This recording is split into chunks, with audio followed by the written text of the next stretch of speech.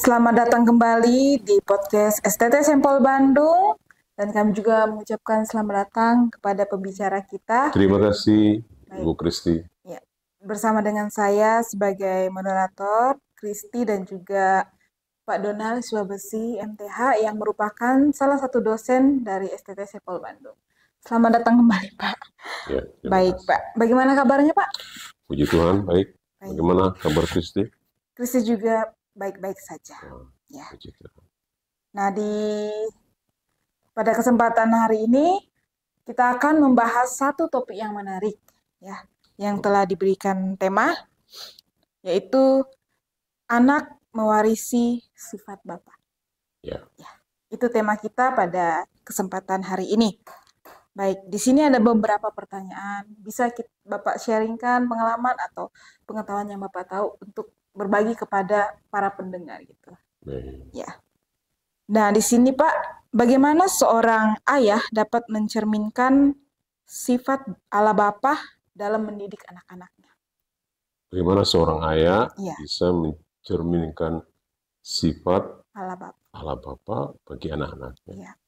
Mencerminkan sifat ala Bapa. Nah, ini memang pertanyaan yang penting.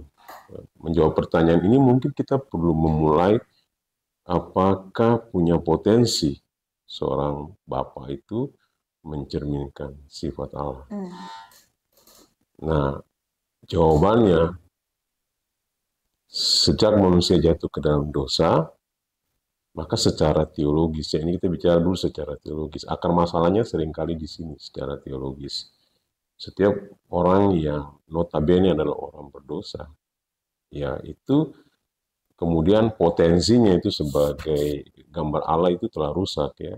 Dan itu berarti mengganggu juga dalam soal kemampuan dia menjadi seorang Bapa.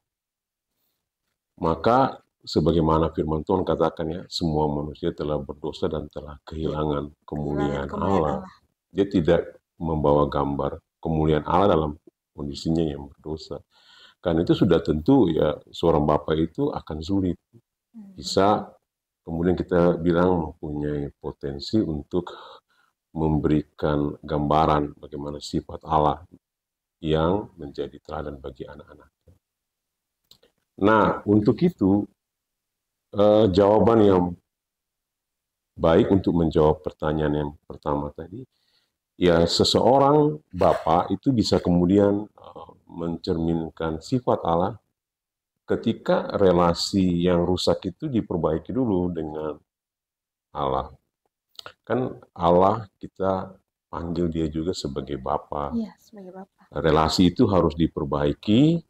Dengan relasi yang diperbaiki, maka, ya, seorang ayah atau Bapa secara jasmani itu bisa dalam kehidupannya punya kemungkinan, kemampuan untuk apa? Mencitrakan atau menggambarkan ciri seorang Bapa. Itu yang pertama. Jadi harus ada pemulihan hubungan. Seorang Bapa benar-benar harus bisa punya hubungan, relasi dengan Allah Bapa, baru kemudian dia bisa punya potensi untuk itu. Terus yang kedua, kalau dia harus bisa mencirikan sifat Bapa di surga, maka yang kedua, yang penting dia harus mengenal sifat-sifat Bapa di surga itu seperti apa. Ya. Bagaimana mungkin dia mau mencirikan atau menggambarkan sifat Bapa kalau dia sendiri tidak mengenal atau tidak tahu. Ya. Tidak tahu. Maka sifat-sifat dari Bapa di surga itu benar-benar harus dikenali.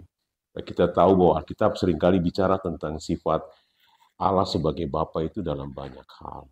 Paling tidak ada dalam beberapa hal. Misalnya menyediakan kasih yang tak terbatas bagi anak-anaknya. Lalu kemudian memberi nasihat yang bijaksana bagi anak-anaknya. Juga ada dalam soal-soal misalnya kesetiaan. Kesetiaan Allah sebagai Bapa itu menjadi sebuah kunci bagi berlangsungnya janji-janji dari Bapa di surga untuk selalu hadir dalam kehidupan anak-anaknya. Jadi kesetiaan itu bicara seperti itu. Selain kesetiaan juga misalnya sifat dari Bapa di surga itu pengampunan yang diberikan kepada anak-anaknya. Juga pemeliharaan dan perlindungan bagi anak-anaknya dalam setiap situasi atau kondisi. Nah, kalau kita lihat 5 sifat itu adalah sifat dari Bapa di surga yang itu bisa kemudian ditunjukkan oleh seorang Bapa ke anaknya.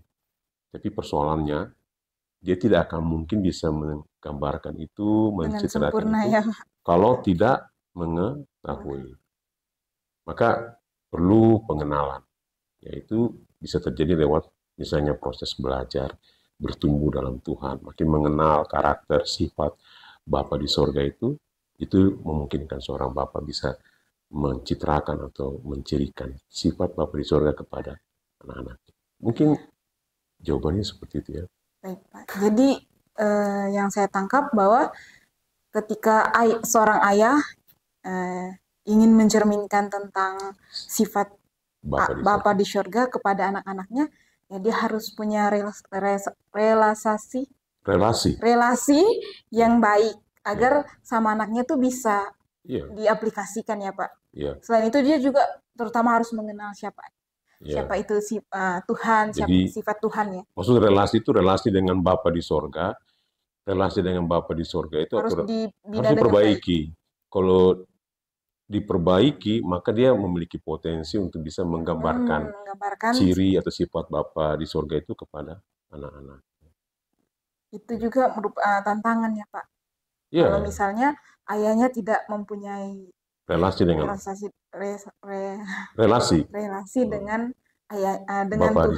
di surga gitu ya. Jadi dalam mencerminkan sifat-sifat Allah ini perlu yang 5 hal tadi ya Pak. Iya, perlu 5 hal yang tadi itu ciri atau sifat sifat Allah yang selalu digambarkan dalam Alkitab. Nah, itu kan perlu dikenali.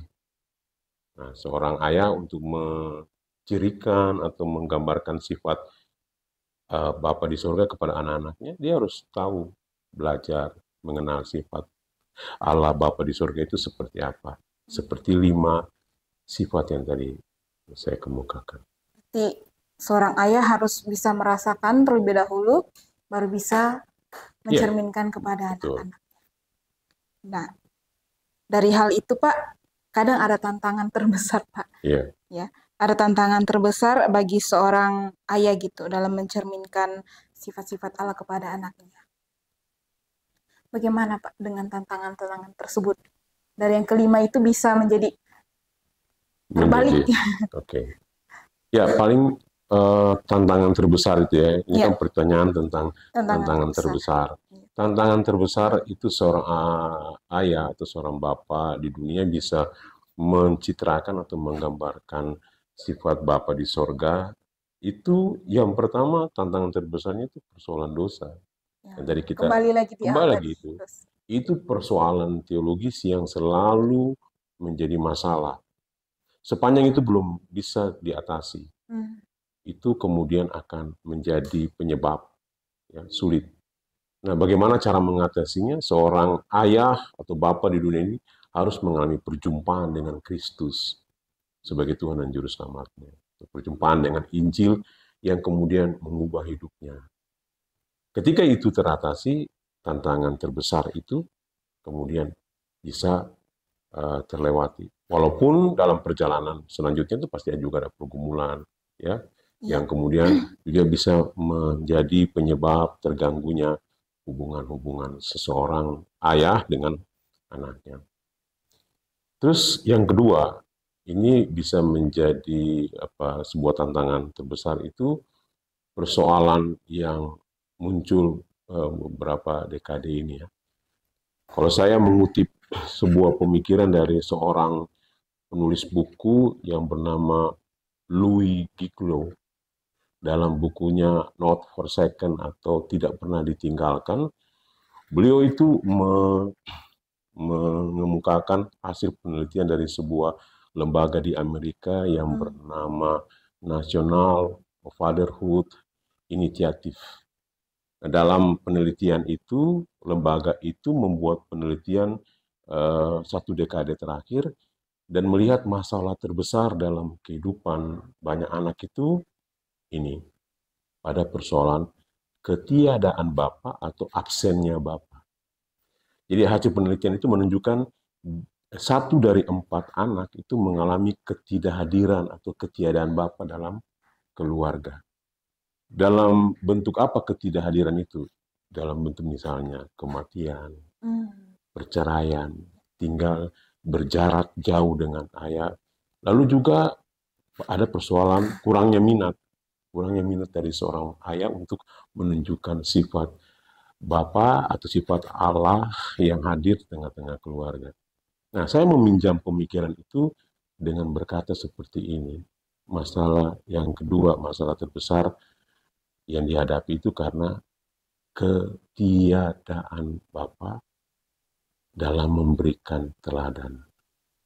Jadi ketiadaan seorang Bapa bagi seorang anaknya itu juga bicara tentang begini, tidak adanya teladan. Hilangnya teladan. Figur itu hilang ya. Hilang. Bagaimana seorang Bapa hadir dengan teladan, ya, seperti sifat-sifat Allah yang digambarkan dalam teladan itu menjadi sebuah tantangan, sebuah penghalang bagi seorang ayah itu untuk bisa menjadi gambaran Bapa di surga bagi anak-anaknya. Itu yang bisa saya katakan. Jadi ada 2 hal yang terbesar ya. Satu, persoalan dosa, itu tantangan terbesar. Terus yang kedua, kita lihat ketiadaan Bapa atau absennya Bapa dalam persoalan bagaimana menunjukkan teladan sebagai seorang Bapa bagi anak-anaknya.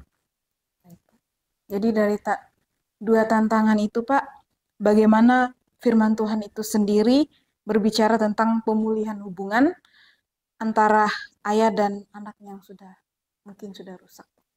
Ya, bagaimana firman Tuhan berbicara tentang pemulihan hubungan itu ya? Pemulihan hubungan antara ayah dan anak yang sudah kemungkinan rusak. Ya, yang pertama itu kita lihat sebuah kebenaran firman Tuhan yang paling penting menggambarkan kepada kita sebuah pemulihan hubungan itu, misalnya di dalam apa yang ditulis oleh penginjil Lukas, ya, Injil Lukas di dalam Lukas 15, ya, itu cerita tentang anak yang terhilang. Oh, anak yang hilang. Ya, betul ya? Ya.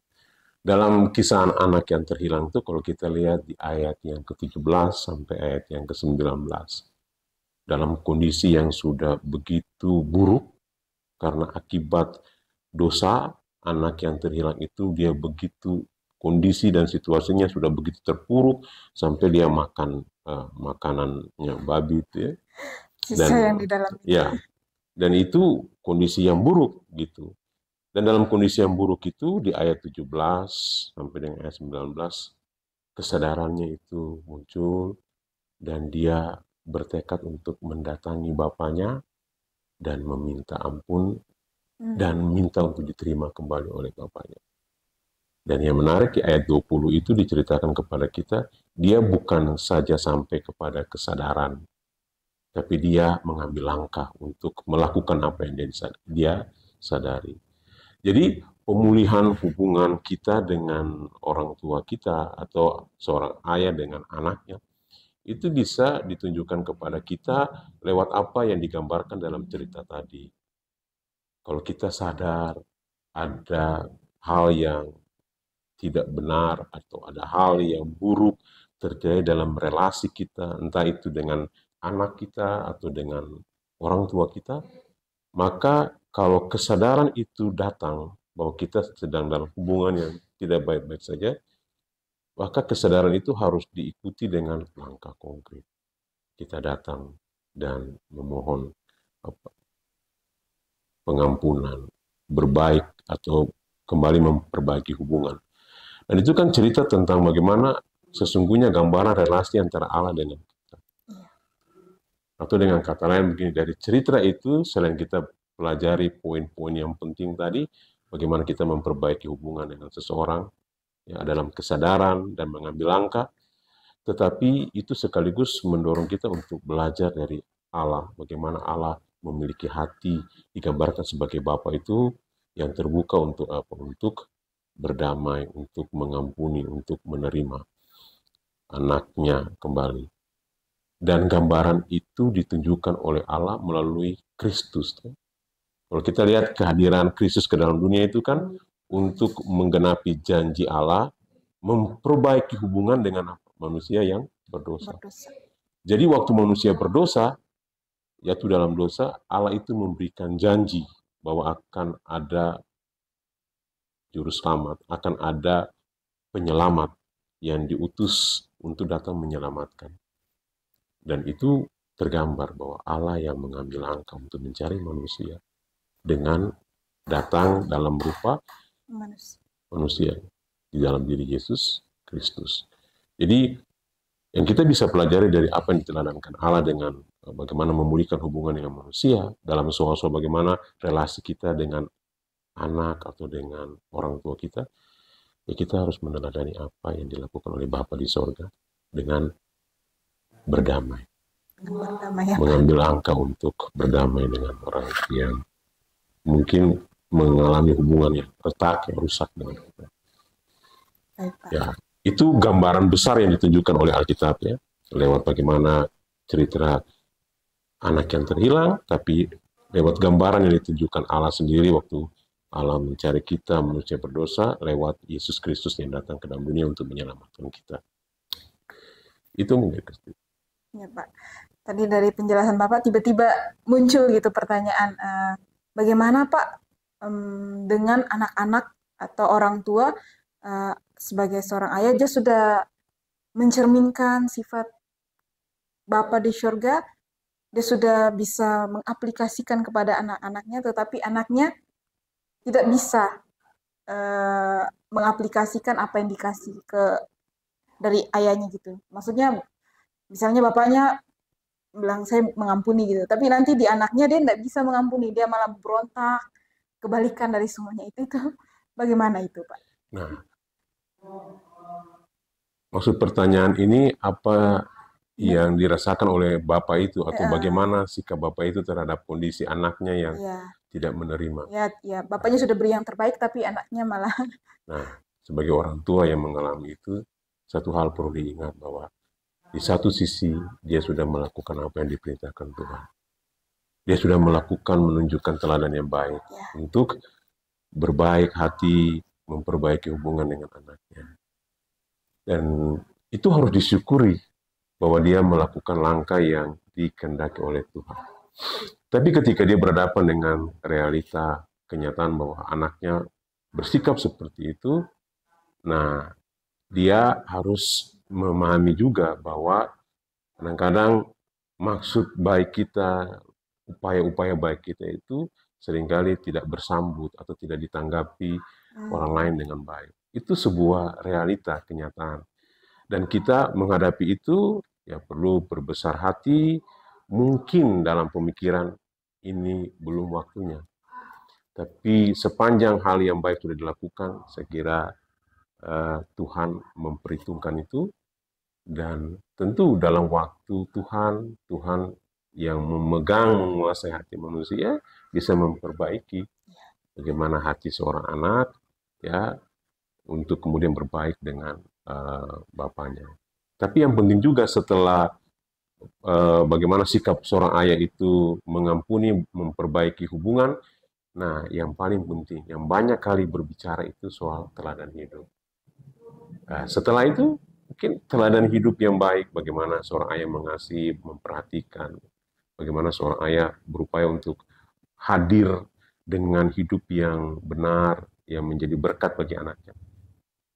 Perilaku itu, sikap itu bisa kemudian meluluhkan atau memperbaiki. Hubungan. Jadi, perbaiki hubungan, minta maaf, dan selesaikan masalah, tapi setelah itu diikuti atau ditindaklanjuti dengan bagaimana memberi teladan. Ini teladan itu akan berbicara kuat untuk bisa juga memperbaiki hati seorang anak yang mungkin awalnya masih belum bisa berdamai atau mengampuni orang tuanya. Terima kasih Pak. Jadi dari teladan itu juga bisa membuat anak-anak itu sadar akan sifat Allah itu emang seperti ini yang Tuhan inginkan. Seperti apa? Seperti mengampuni, mengasihi. Jadi kalau orang tuanya sudah bisa melakukan itu, anaknya juga pasti akan mengikuti ya Pak. Meneladankan apa yang Tuhan inginkan, pasti akan berdampak kepada anak. Mungkin Bapak ada pesan untuk ayah-ayah di luar sana yang menonton, bagaimana mencerminkan kasih Bapak di surga? Iya, kita perlu terus membangun relasi dengan Allah Bapa kita di surga.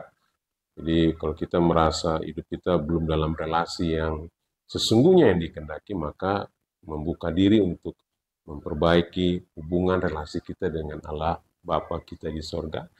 Dan kemudian kita terus memberi diri untuk belajar dari apa yang diteladankan oleh Bapa di surga dalam bagaimana sifatnya, karakternya, dan itu kiranya kita aplikasikan. Dan kerinduan, keinginan kita untuk melihat anak-anak kita bertumbuh, mereka juga mewarisi sifat-sifat Allah Bapa itu, ya Tuhan akan bekerja sesuai dengan kerinduan kita untuk menanamkan bagaimana sifat-sifat Allah itu bisa hadir dan dihidupi oleh anak-anak kita. Ya, Tuhan menolong dalam anugerahnya, akan memampukan kita. Amin. Jadi yang menjadi berkat juga bagi saya ada 3 hal. Punya hubungan yang baik dengan Allah terlebih dahulu.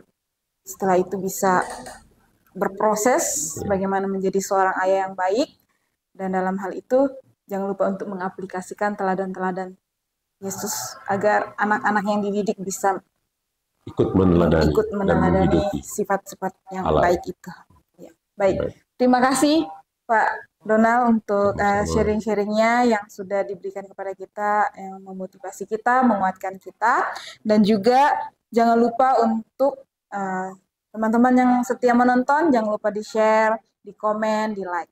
Dan sampai ketemu di podcast berikutnya. Shalom. Tuhan berkati. Tuhan berkati.